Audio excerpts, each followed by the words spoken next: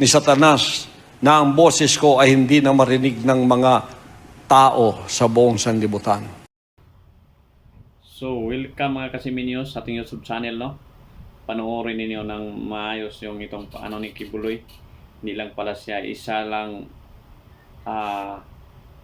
son of God, no? Ito, panoorin ninyo. Gusto ni Satanas na ang boses ko ay hindi na marinig ng mga tao sa buong sanlibutan. Anong sinabi niya sa akin? Anak, I'll give you the power of the air.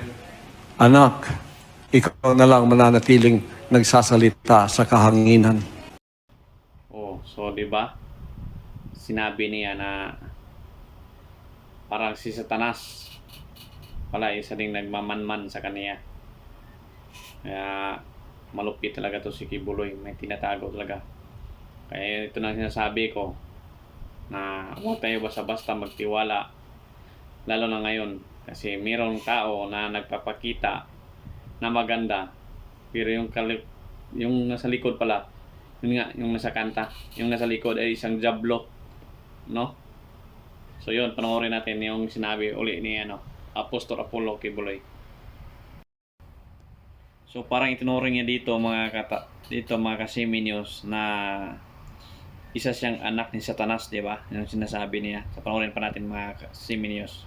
Ni Satanas na ang boses ko ay hindi na marinig ng mga tao sa buong sanlibutan. Anong sinabi niya sa akin? Anak, I'll give you the power of the air. Anak, ikaw na lang mananatiling nagsasalita sa kahanginan. Tapos haharangin mo yon, bibisitahin ka ng anghel, sasabihin sa iyo, tingnan ko nga ang ugat sa liig mo, bakit ang laki na niyan? Pag pinlipit niya ang liig mo o ang ugat ng liig mo mamayang gabi, bukas ganito ka na hindi ka na makapagsalita. May pinahayag sa akin, sinabi ko na sa inyo, isang taong napakataas ng posisyon dito sa ating bansa.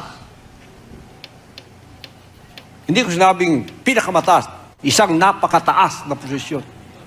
Namatay because of heart attack. Judgment ba yun o hindi? Ewan ko, pinahayag.